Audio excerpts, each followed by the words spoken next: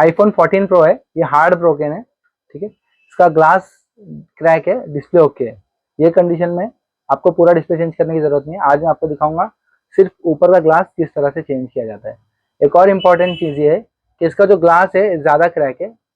ऐसे केस में क्या होता है, कभी कभी ग्लास ब्रोकन के नीचे ग्रीन डॉट या तो ब्लैक डॉट होता है, वो कस्टमर को भी नहीं दिखाई देता और मोस्टली डीलर को भी दिखाई नहीं देता। वो देखने के लिए बेस्ट तरीका क्या होता है, इस पे लिक्विड लगाना है, ठीक है। और एक चीज, 14 प्रो का जो नॉच है वो लॉक स्क्रीन में बड़ा दिखाई देता है, और लॉक ओपन करने के बाद ये जो नॉच का ब्लैक पोर्शन है ये छोटा हो जाता है, ठीक है। आज मैं आपको दिखाऊंगा कि ब्लैक स्पॉट किस तरह से चेक किया जाता है। आप देख सकते हैं, यहाँ पे जूम कीजिए, इसमें लिक्विड लगाएंगे, ठीक है। अब देखिए ये को ब्लैक स्पॉट क्लियरली दिखाई दे रहा है, ठीक है। तो आप कभी भी अगर कस्टमर से मोबाइल लोगे, हार्ड ब्रोकन रहेगा, तो जहाँ पर ज्यादा ब्रोकन है वहां पर लिक्विड लगा के चेक करना है पहले कि ग्रीन डॉट या ब्लैक डॉट है तो नहीं। क्योंकि होता ये है कि जब हम ग्लास चेंज कर लेते हैं तो ये जो ब्रोकन पार्ट है ये रिमूव हो जाता है और नया ग्लास लग जाता है। जब नया ग्लास लगता है तो जो ब्लैक स्पॉट या ग्रीन स्पॉट है वो क्लियरली दिखाई देने लगता है, और कस्टमर से दुकान वाले की आर्ग्यूमेंट होती है। कस्टमर बोलता है भाई मेरे इसमें पहले ब्लैक डॉट या ग्रीन डॉट नहीं था, अब डीलर बोलता है कि आपका वहां पर टूटा हुआ था, तो ऑलरेडी ग्लास ब्रोकन के नीचे ग्रीन डॉट या ब्लैक डॉट रहा होगा। तो अगर आप चाहते हो कि आपका कस्टमर आपसे नाराज ना हो इस बात पे, तो कभी भी आपके पास अगर ग्लास ब्रोकन एलसीडी आएगी तो उसमें चेक कर लीजिए, लिक्विड डालकर एक ड्रॉप डालोगे आपको क्लियरली दिखाई देगा कि वहाँ पे ब्लैक स्पॉट या ग्रीन स्पॉट है या नहीं है, ठीक है। 14 प्रो इसमें ब्लैक स्पॉट है। ब्लैक स्पॉट और ग्रीन स्पॉट जो भी एलसीडी में रहेगा या तो हार्ड ब्रोकन रहेगा, उस मॉडल के लिए लेजर मशीन बहुत ज्यादा यूजफुल होती है। इजी और सेफली रिमूव होता है लेजर मशीन में। लेकिन ऑलमोस्ट 95% मेरे भाई ऐसे हैं जिनके पास लेजर मशीन नहीं है, तो अगर मैं इसको लेजर मशीन से करके दिखाऊंगा तो उन लोगों को उतना बहुत ज्यादा फायदा नहीं होगा। तो आज मैं उन भाइयों के लिए इसे विदाउट लेजर मशीन आपको काम करके दिखाऊंगा कि लेजर मशीन जिसके पास नहीं है वो ऐसे प्रॉब्लम को किस तरह से सॉल्व करे, और हार्ड ब्रोकन ग्लास या तो ग्रीन स्पॉट या ब्लैक स्पॉट वाली एलसीडी को किस तरह से आप विदाउट लेजर मशीन के काम कर सकते हो, मैं आपको आज इस वीडियो में बताऊंगा। आपको सिर्फ टेक्निक और फॉर्मूलेज की जरूरत होती है। आप लेजर मशीन में बहुत ज्यादा इन्वेस्टमेंट मत करो, सिर्फ जो टेक्निक्स होती है वो हासिल करने के लिए आप थोड़ा सा इन्वेस्टमेंट कर सकते हो, और आपका काम बहुत ही इजीली विदाउट लेजर मशीन के भी हो जाएगा। आज मैं आपको इस वीडियो में दिखाऊंगा। आईफोन के डिस्प्ले को रिमूव करने के लिए आपको सबसे पहले ब्लेड की मदद से या कोई और ओपनर की मदद से जगह बनानी है। आपका फ़ोन हीट होना चाहिए, ब्लेड की मदद से जगह बनानी है और लिक्विड डालना है। ये प्रोसेस आपको 2 से 3 टाइम करना है। आपको इस चीज़ का खास ध्यान रखना है कि आपका जो मोबाइल है वो प्रॉपर हीट होना चाहिए, क्योंकि कभी कभी ऐसा होता है कि डिस्प्ले को रिमूव करने में इतना टाइम लग जाता है कि आपका जो फ़ोन है वो नॉर्मल टेम्परेचर पे आ जाता है और आपकी एलसीडी के ऊपर प्रेशर आता है। तो आप बार बार इसे हीट करते रहिए, और जब भी आप डिस्प्ले को ऊपर की तरफ पुश करोगे आपको ब्लेड लिक्विड को भी डालना है बीच या बीच में, ओपनर को ऊपर की ताकि आपको तरफ जो पुश करना है, एलसीडी है वो इजीली रिमूव हो जाए। फोन हीट ऐसा होता करने से रहेगा आपका जो डिस्प्ले और है वो उसमें आप इजीली लिक्विड डालते रिमूव हो रहोगे, जाएगा। और ओपनर की मदद से पुश करते रहोगे तो आपका जो गैसकिट है उसकी जो फिटिंग रहती है वो एकदम लूज हो जाती है। गैसकिट आपका इजीली डिस्प्ले को और फ्रेम को छोड़ देता है। जब गैसकिट आपका लूज हो जाएगा तो आपका डिस्प्ले इजीली रिमूव हो जाएगा, बिल्कुल सेफली।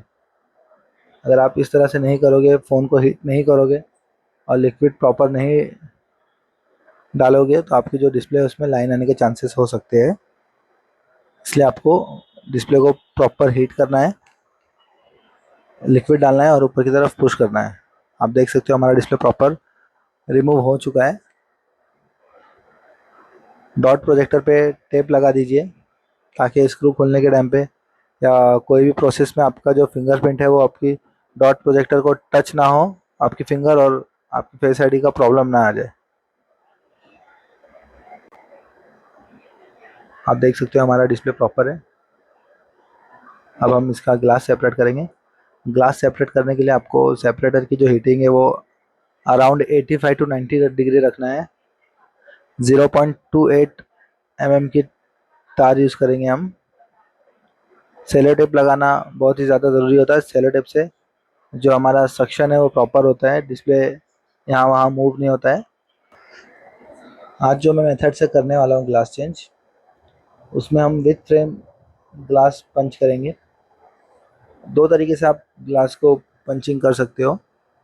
एक तो पहले ग्लास सेपरेट करके फिर फ्रेम रिमूव कर सकते हो, और दूसरा तरीका ये है कि आप ग्लास रिमूव करने के बाद with frame direct OC glass लगाकर पंच कर सकते हो। दोनों ही तरीके सेफ होते हैं, बट विथ फ्रेम में कई बार लोगों से बबल्स आते हैं, उनके पास पूरी नॉलेज नहीं होती।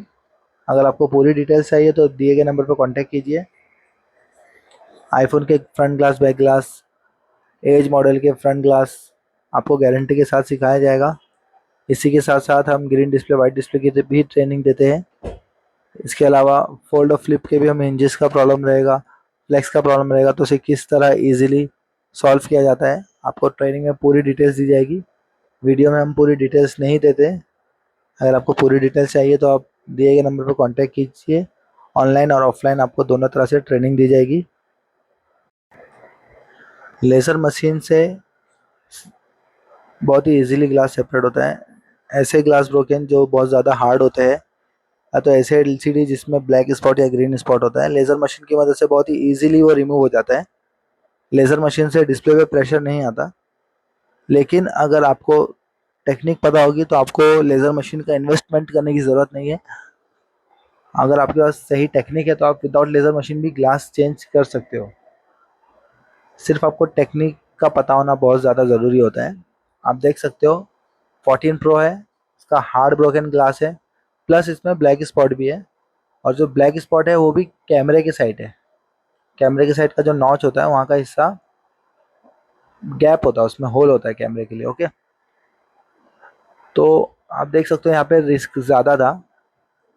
ऐसे केस में लेज़र मशीन बहुत ज़्यादा सेफ होती है, बट आप देख सकते हो हम इसको बिना लेज़र मशीन के कर रहे हैं क्योंकि हमारे पास इसको किस तरह से किए काम करना चाहिए इसकी पूरी टेक्निक है। ये सारी टेक्निक आपको ट्रेनिंग में दी जाएगी कि कहाँ पर किस तरह से तार को यूज़ करना है, कौन सी तार यूज़ करना है, टेम्परेचर कितना होना चाहिए, लिक्विड कौन सा यूज़ होना चाहिए, कहाँ पर क्या यूज़ करना है, क्या लिक्विड यूज़ नहीं करना है, क्या क्या आपको सावधानी देनी है, सारी चीज़ें आपको ट्रेनिंग में दी जाएगी।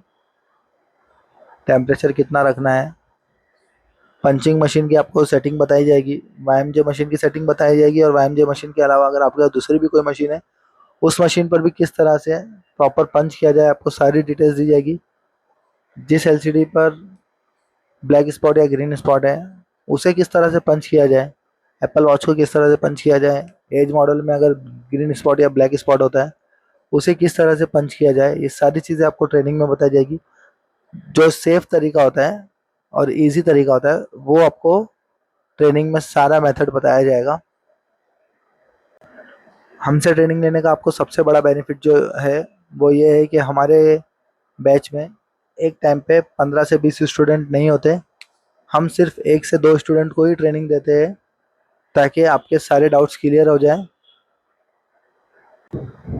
दूसरी क्लासेस में 15 से 20 स्टूडेंट को एक साथ ट्रेनिंग दी जाती है, और 15 से 20 स्टूडेंट जो आते हैं उनकी मेंटेलिटी सबकी अलग अलग होती है। अलग अलग स्टेट से लोग आते हैं, अलग अलग नॉलेज रखते हैं सब। कोई इनमें फ्रेशर होता है, कोई नॉलेजेबल स्टूडेंट होता है, किसी का लेवल हाई होता है, किसी का लेवल लो होता है, कोई मीडियम लेवल पे होता है। तो सबके सारे डाउट्स क्लियर नहीं होते और हर स्टूडेंट्स को हर एक लेक्चर पूरा पूरा क्लियरली समझ में नहीं आता है। इसलिए हम एट अ टाइम 2 स्टूडेंट से ज़्यादा स्टूडेंट्स को ट्रेनिंग नहीं देते। लाइव आपके सामने पूरा काम किया जाता है। लाइव काम देखने से आपके डाउट्स क्लियर होते हैं और आप बेफिक्र होकर सारे डाउट्स हमसे पूछ सकते हो। ज़्यादा स्टूडेंट्स होने से स्टूडेंट्स अपना डाउट्स क्लियर नहीं कर पाते। छोटे छोटे डाउट्स को पूछने स्टूडेंट्स शर्माते हैं कि अरे मैं इतना छोटा सा सवाल करूंगा तो मेरी इंसल्ट हो जाएगी। हमारे पास ऐसा कुछ नहीं है। आप 2 स्टूडेंट्स रहोगे, आप खुलकर हमसे सारे सवाल कर सकते हो, सारे डाउट्स क्लियर कर सकते हो। हमसे ट्रेनिंग लेने का आपको ये सबसे अच्छा बेनिफिट होगा।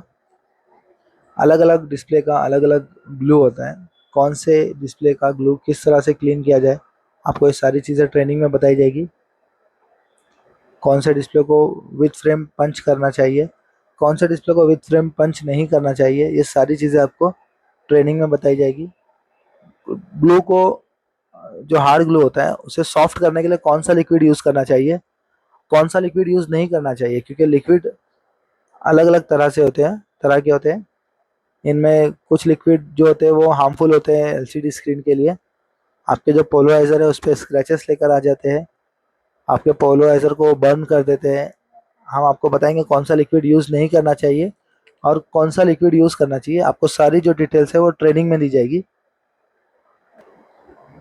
बहुत से लोग ऐसे भी है जो अब तक कितनी एलसीडी खराब कर चुके होंगे, लेकिन वो लोग थोड़ा सा इन्वेस्टमेंट करके ट्रेनिंग नहीं लेते, जबकि वो बहुत सी एलसीडी खराब कर चुके हैं, बट वो लोग ट्रेनिंग नहीं लेना चाहते किसी से। कुछ लोगों की ऐसी गलत मेंटेलिटी होती है कि मैं ट्रेनिंग में पैसा वेस्ट क्यों करूं, मैं तो सब काम कर ही लेता हूं, ऑलमोस्ट मुझसे सारे काम बन ही जाते हैं। आप ये चीज़ पे ध्यान दीजिए कि आपसे जो काम खराब हो रहा है आप उसमें इम्प्रूवमेंट कैसे ले सकते हो। आप कहीं पर भी ट्रेनिंग लीजिए, बट ट्रेनिंग लीजिए, बिना ट्रेनिंग के आप खुद में इम्प्रूवमेंट नहीं ला सकते हो, क्योंकि बहुत से ऐसे स्टेप होते हैं जहाँ पे आपको एक गुरु की ज़रूरत होती ही है। बहुत से ऐसे डाउट्स होते हैं जो आप यूट्यूब और फेसबुक या किसी और सोशल मीडिया पर देखकर क्लियर नहीं कर सकते। कुछ ऐसे डाउट्स होते हैं जो आपको अपने सर से हेल्प लेनी ही होती है। तो आप कहीं पर भी ट्रेनिंग लीजिए, बट ट्रेनिंग ज़रूर लीजिए और ख़ुद को अपडेट कीजिए ताकि आप सारे काम कर सको। अक्सर लोगों से कंप्लेंट आती है कि हमारे पंचिंग में बहुत सारा बबल्स अटक जाते हैं। आप देख सकते हो हमारी कितनी प्रॉपर पंच हुई एलसीडी, इसमें बहुत ही कम बबल्स हैं। ये बबल्स हार्डली 10 मिनट्स में रिमूव हो जाएंगे। आप देख सकते हो जो नॉच के पास ब्लैक स्पॉट था वो एज इट इज़ है, उसमें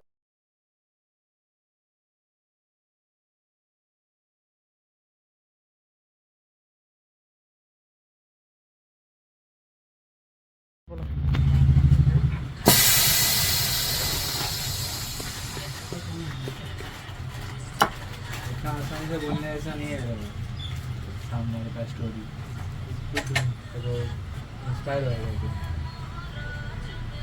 ओके, आप देख सकते हो 10 मिनट में आपके जो बबल्स थे वो पूरी तरह से क्लियर हो चुके हैं। हमारी एलसीडी प्रॉपर है, पंचिंग के बाद इसमें कोई प्रॉब्लम नहीं आई है जो ब्लैक स्पॉट था। अगर आपको ये नॉलेज होगा कि कौन सी एलसीडी को क्या प्रेशर पे पंच करना चाहिए, तो आपकी ओके एलसीडी तो ओके ही पंच होगी, बट जिसमें ब्लैक स्पॉट या ग्रीन स्पॉट है वो भी आपकी एलसीडी बिल्कुल सेफली पंच हो जाएगी। अगर आपके पास ऐसा कोई काम आता है तो आप all India courier service available है, आप कुरियर की मदद से भेज सकते हो। आप देख सकते हो बिल्कुल फिनिशिंग में काम होके मिलेगा आपको, कहीं पर भी बबल्स नहीं है, वेव्स भी बहुत ना के बराबर आते हैं और black spot as it is है। वीडियो अच्छी लगी होगी तो इसे लाइक कीजिए, हमारे चैनल को सब्सक्राइब कीजिए। Thanks for watching. अगर आपको देखना है कि लेज़र मशीन किस तरह से काम करती है तो आप हमारे चैनल पे विजिट करके 16 प्रो के फ्रंट ग्लास की वीडियो देख सकते हो। उस वीडियो में मैंने लेज़र मशीन की मदद से ग्लास चेंज किया हूँ। थैंक्स फॉर वॉचिंग, मिलते हैं अगली वीडियो में।